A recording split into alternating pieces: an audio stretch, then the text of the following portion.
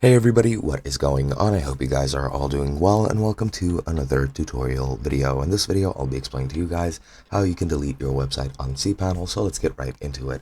Now, I'll be splitting this tutorial up on whether you're just using a standard website on cPanel or if you're using a specifically WordPress Toolkit website, which does have a couple of different steps. However, I'll just go over this community post just to explain everything here. Now, to delete your files or delete your entire site from your cPanel account, what you need to do is log into cPanel, of course, log in through either using your URL, using your URL, enter the server IP address, :2083. 2083 is the port for cPanel, or you can use your domain address with either :2083 or /cPanel. Log in, and then you need to navigate to your file manager.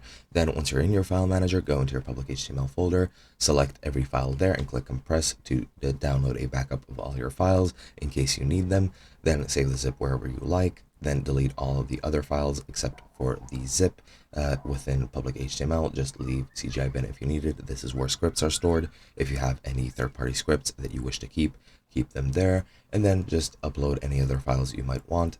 However, if you don't want to, your site will be deleted after that step. If you want to shut down your domain, then just contact your hosting provider and then they will shut down your domain for you.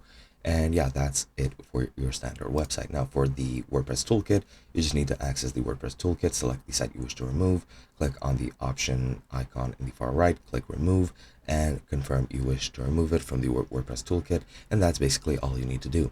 Hope you guys enjoyed, and I'll be seeing you guys in another video.